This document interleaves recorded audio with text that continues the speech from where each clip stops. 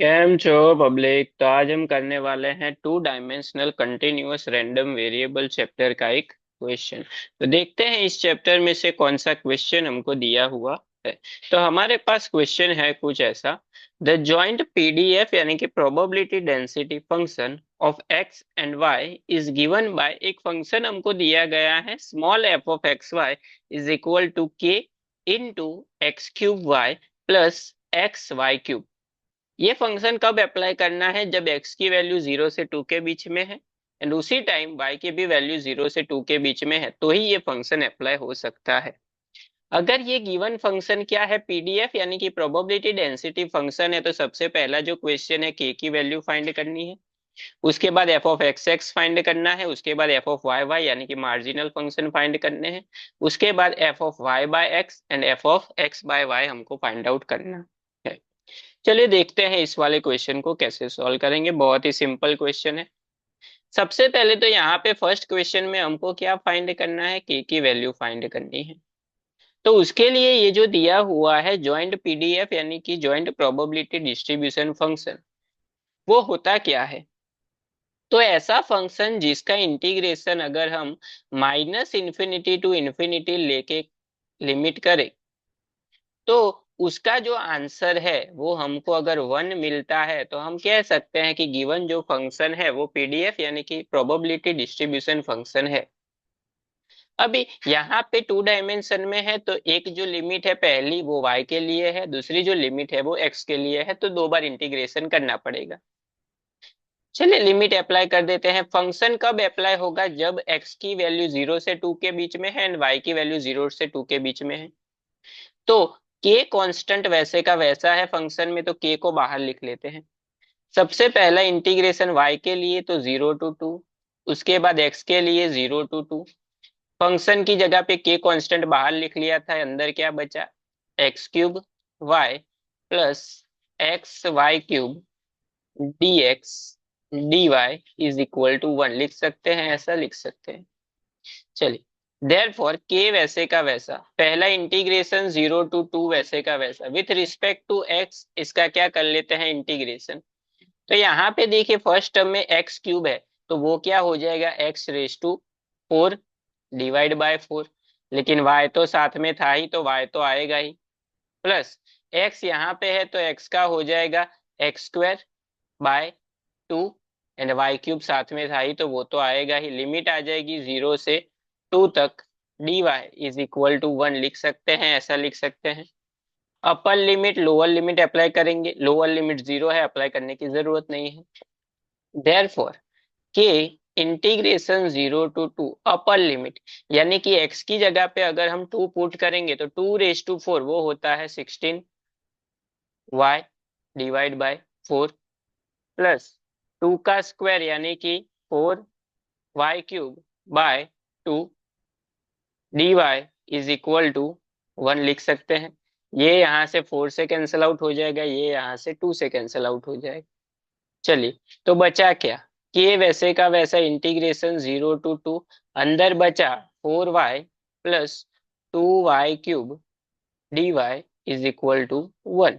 अभी ये जो फंक्शन है उसका विथ रिस्पेक्ट टू हम क्या करते हैं? y इंटीग्रेशन कर लेते हैं, तो हमको k की वैल्यू डायरेक्ट मिल जाएगी।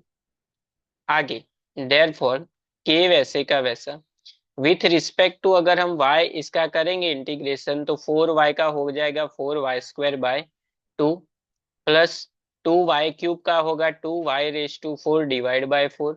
लिमिट आ जाएगी 0 से 2 तक इज इक्वल टू 1 लिख सकते हैं, लिख सकते हैं ऐसा। ये यहाँ से कैंसिल आउट 2 से, ये यहाँ से कैंसिल आउट हो जाएगा 2 से। तो के वैसे का वैसा ब्रैकेट में 2, यहाँ पे अपर लिमिट 2 अप्लाई करेंगे तो 2 का स्क्वायर 4 प्लस ये y⁴ यानी कि 16/2, वापस से ये 8 हो जाएगा इज इक्वल टू 1। देयरफॉर के 2 into 4 वो होगा 8, 8 प्लस 8 यानी कि 16 इज इक्वल टू 1। देयरफॉर के की जो वैल्यू हमको फाइंड आउट करने के लिए बोली गई थी वो क्या मिल गई? 1/16।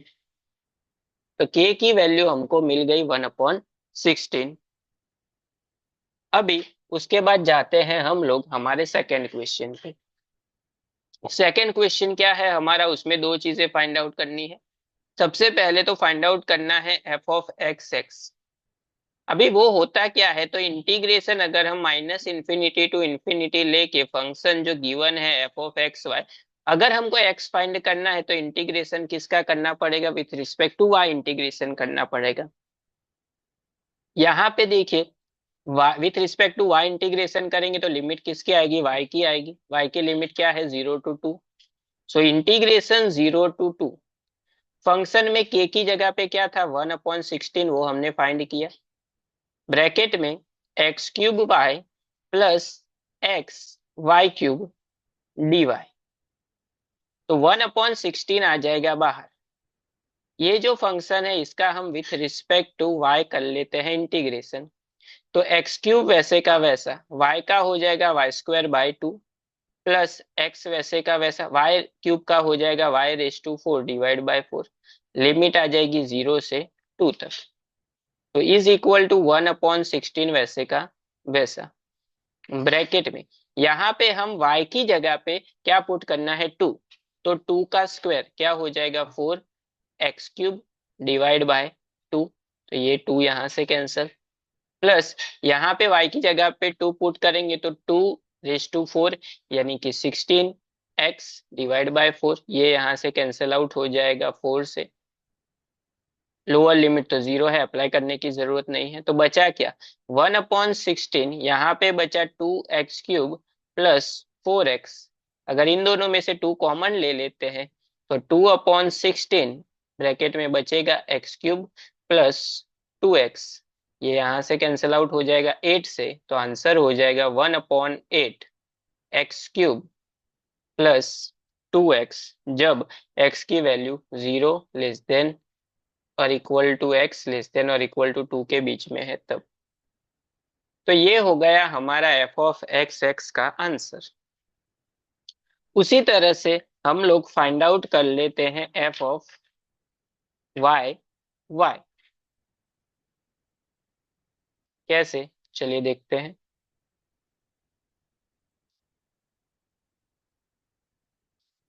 अभी उसके बाद एफ ऑफ वाई वाई, जैसे एक्स के लिए किया वैसे ही limit minus infinity to infinity function F of X Y. अभी यहाँ पे एक्स के लिए था तो इंटीग्रेशन किसका किया था, वाई का। यहाँ पे वाई के लिए फाइंड करना है तो इंटीग्रेशन किसका करना है, with respect to X. X की लिमिट क्या है, 0 से 2 के बीच में। के की जगह पे क्या आएगा फंक्शन, के की जगह पे 1/16 x³ y plus x y³ dx। 1/16 आ जाएगा बाहर, तो 1/16 आ गया बाहर।